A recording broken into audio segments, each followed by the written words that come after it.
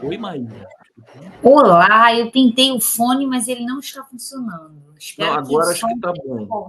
Agora que tá bom. Ai, Quando estava ali, estava dando um eco ali, mas agora tá perfeito. Maíra Goulart, obrigado, querida, por estar aqui conosco mais uma vez. Sempre muito bom te receber. Já vamos pegar esse tema aí, o STF. Quer dizer, tratando de um tema, colocando os militares no quadradinho que eles têm de ficar, subalternos, mas porque o Congresso se omitiu também, né? O Congresso que devia fazer esse processo, né, Maíra? eu acredito que a gente está vendo um cabo de guerra entre o Congresso, que é um poder majoritariamente, é um poder que está submetido à democracia e, portanto, ao sabor dos consensos que se formam na sociedade, e o Supremo, que é um poder menos vulnerável a esses consensos que se formam na sociedade. Ele é um poder contramajoritário que foi criado no sentido de que a ele foi dado o papel que tem de garantidor da Constituição, exatamente por um pacto que surge no final da Segunda Guerra Mundial em torno da ideia de que a democracia ela precisa de proteções contra a vontade da maioria, ou seja, que podem se formar no tecido social posições que são capazes de garantir voto, de serem eleitas, mas que podem ser ameaçadoras para o regime democrático pluralista. Então, no final da Segunda Guerra Mundial, o que a gente chama de novo constitucionalismo democrático, ele outorga ao Supremo Tribunal Federal o papel de guardião da Constituição e confere a ele essa possibilidade de rever, de interpretar ações de inconstitucionalidade. Ou seja, dizer que determinadas medidas, embora tenham sido votadas pelo Poder Legislativo, elas contrariam o poder constituinte, que é a Constituição, que estaria acima dos poderes constituídos, são esses que são sufragados em períodos, né, no nosso caso, de 4 em 4 anos. Por que eu estou falando isso tudo? Porque há, historicamente, uma reação de poderes antidemocráticos, autoritários, ao papel do Supremo. Isso não é uma invenção do momento atual. Por exemplo, a gente está comemorando agora 60 anos do golpe militar. A ditadura militar, no AI-2, já em 65, né, ou seja, recém-inaugurado o golpe militar, ela interviu no Supremo, fazendo algo que, hoje em dia, no autoritarismo do século XXI, Orbán, Hugo Chávez fizeram. Né? Então, a ditadura fez o que esses líderes autoritários fizeram, que é aumentar a composição do Supremo para ter maioria. Outra coisa que a ditadura militar fez foi cassar o mandato de 3 ministros do Supremo, além de interferir numa decisão que o Supremo inviabilizar que o Supremo decidisse habeas corpus para crimes políticos. Isso é interessante a gente pegar essa chave, porque está em curso hoje 2 medidas no Senado Federal para restringir o poder do Supremo Tribunal.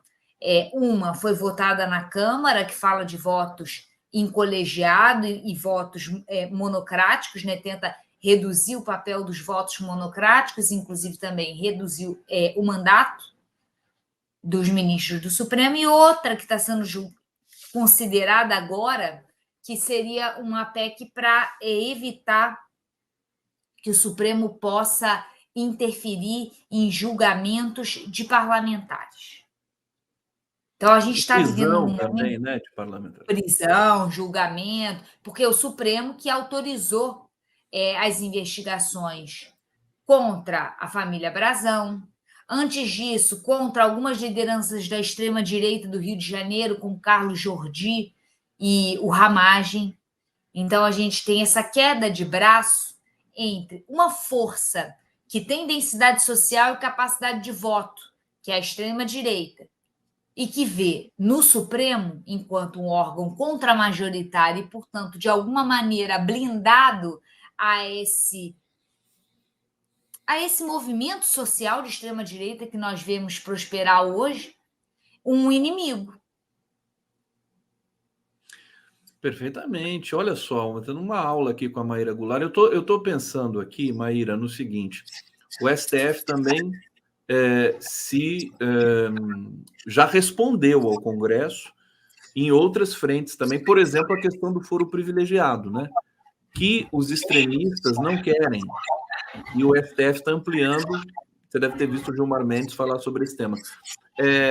Essa tensão STF-Congresso, acho que ela é muito evidente, né? STF, Senado, né? No mínimo, né? O Isso Senado pode está render. vocalizando. Oi, desculpa, pode falar. Não, continua sua pergunta.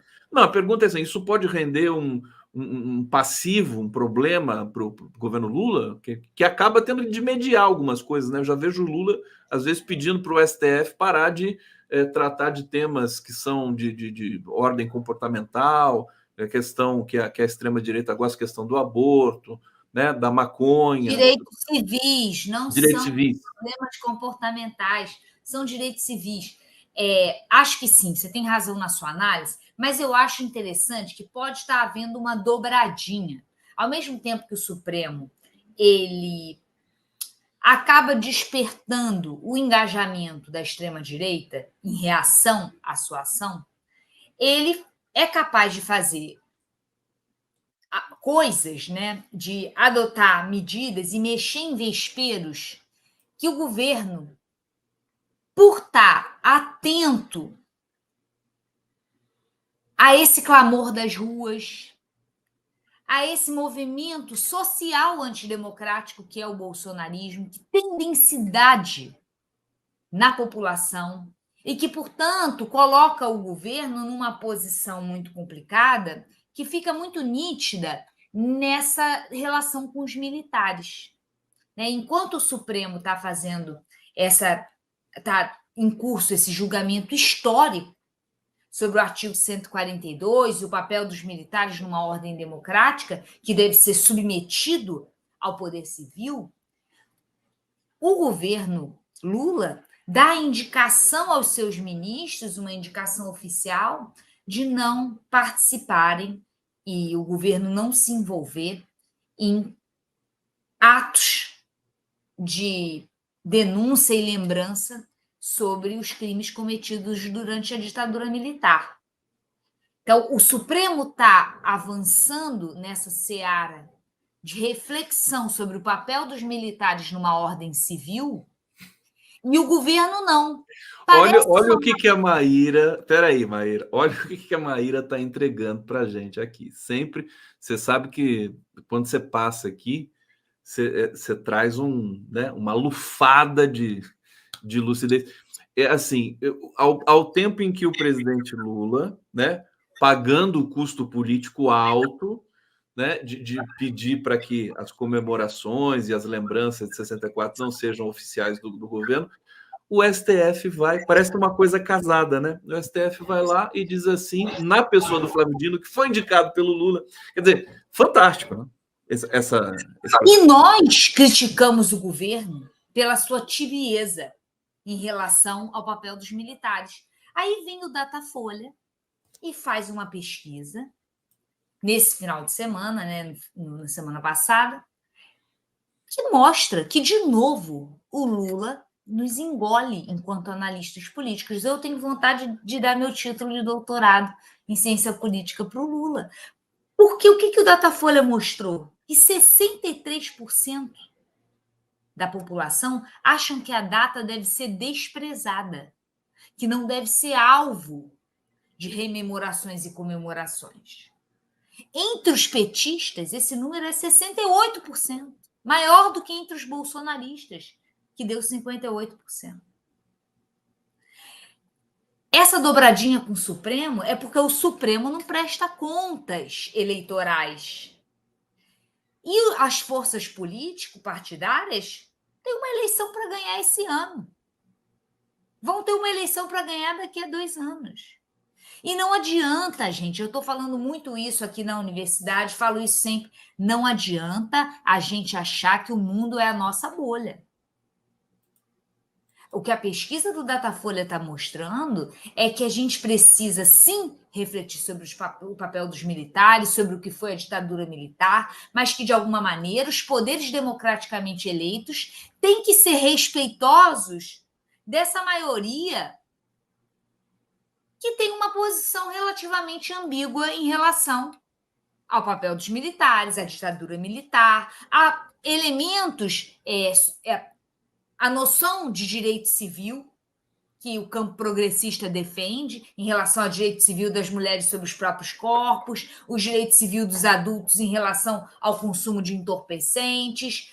O campo progressista não tem maioria no tecido social sobre esses temas. Ok, é papel do Supremo Tribunal garantir direitos de minorias contra maiorias que se formem com feições de supressão, de restrição dos direitos de minorias. Esse é o papel do Supremo. Você está entendendo, então? Desculpa, pode completar. Eu estou entendendo esse jogo, o papel do Supremo, num contexto no qual se formam maiorias que têm perfis que tensionam os direitos humanos, que tensionam as liberdades democráticas, os direitos das minorias. Esse é o papel do Supremo, enquanto garantidor da Constituição. Mas os poderes constituídos estão pisando em ovos. Aliás, até renunciando a debates, como, por exemplo, da questão da saidinha do sistema prisional. Perfeito. Por quê? Abandonou. Por que abandonou? Não é que abandonar é errado. Abandonar é não lutar a luta que precisa ser travada, que é uma luta na sociedade civil, que é o que a gente sempre conversa aqui. É nós, enquanto formadores de opinião, nós, enquanto seres que estamos engajados num campo progressista, não podemos nos abster de conversar com as pessoas e defender as nossas posições. Mas isso tem que ser feito de baixo para cima, da sociedade civil, para que chegue ao Estado. O que a gente não pode é exigir do Estado e dos mandatários que ajam de cima para baixo, forçando a formação de consensos quando eles não existem na sociedade civil. Esse trabalho tem que ser feito por nós, sociedade civil, formadores de opinião. A gente não pode exigir isso do governo. Maíra, você tá demais, assim, não tô aguentando a sua... Não é popular isso que a gente está conversando hoje. Por quê? É igual o meu pai. Meu pai é médico. E ele é daquele tipo de médico que as pessoas vão lá e falam assim: você tem que caminhar e fazer dieta. Não dá uma droga para a pessoa. Eu estou falando a mesma coisa aqui, gente. Claro. Não adianta esperar que o governo, a gente vota em 4 anos, e ele vai fazer uma magia de fazer sumir a extrema-direita do tecido social. A gente fica terceirizando a responsabilidade de tudo, né? Não pode mais ser assim, né? Esse trabalho é nosso, no nosso grupo da família. Manda um bom dia e começa a disputar. O que é direito social? O que é direito político? O que são os direitos humanos? Manda essa pesquisa do Datafolha para saber por que só 71% da população é a favor da democracia. Nós não podemos comemorar, não. Você achou, peraí, deixa eu te perguntar. 71%, essa pesquisa da Datafolha que trouxe aí questões sobre instituições, democracia, ditadura e tudo mais, eu achei interessante também. Você achou baixo o apoio à democracia? Mas é o mais alto, né, dos últimos tempos. Não, caiu 8 pontos percentuais, era 79 em 2022. É? É. Eu tinha lido que tinha sido o maior apoio à democracia. Bom, de qualquer maneira, você acha baixo. Eu não acho tão baixo, né? 71%, a julgar do que aconteceu com o Brasil nos últimos tempos? 25%, então, não valorizam a democracia. É que inclusive foi o comentário assim de que é o real tamanho do bolsonarismo, né? 25%. Esse real tamanho tem que ser moderado. Esse é o núcleo duro. O núcleo duro do bolsonarismo. acho que é subestimar o bolsonarismo dizer que ele é só 25%. Por quê? Os pontos de articulação com outros grupos que não são tão radicais já estão dados. Porque democracia é um termo muito amplo. Inclusive, bolsonaristas e o bolsonarismo, a extrema-direita global se caracteriza, e a gente sabe disso, por mobilizar a ideia de democracia enquanto vontade da maioria. Contra quem? As minorias demográficas e não demográficas que se empoderaram a partir dos governos progressistas e de esquerda. Eles mobilizam essa ideia de democracia, resumindo ela a uma vontade da maioria que seria ameaçada pelas políticas de ação afirmativa, pelo empoderamento das minorias, e eles usam esse termo democracia, é caro para a extrema-direita. Maíra, eu acho que essa tua reflexão precisaria ir para o papel, né? Estou aqui sugerindo até para você tentar escrever sobre isso, porque eu penso que isso seria de extrema importância para o próprio governo ler, né? Entender. O próprio STF, quer dizer, eu acho que você captou uma movimentação assim, com muita acuidade. Vou fazer a última pergunta para você, vou trazer comentários aqui do nosso público. Lynn Brown e Maíra, 1000% correta. 1000%. Antônio Gorski, adora a Maíra, ela nos dá paz, tem lucidez plena. Neuza Santos, concordo, professora. Somos nós, da sociedade civil, que temos que nos organizar, criar autonomia e mostrar maturidade política.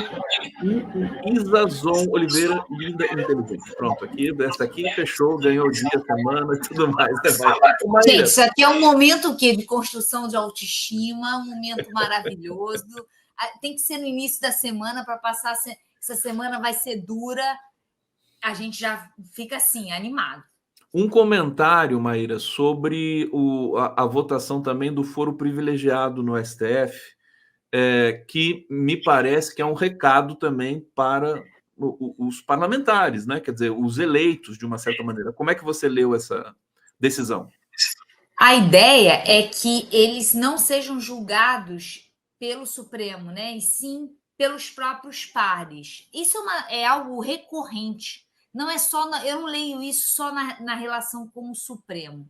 A gente tem, por parte das forças eleitas no Congresso, um espírito corporativista de autodefesa, que aparece não só no tocante a essa questão do foro privilegiado, mas também, não sei se você se lembra, todo ano pós-eleição é votada uma PEC da anistia para não cumprimento das regras de distribuição de recursos do fundo eleitoral, regras que tenham atenção à formação de minorias dentro do sistema partidário.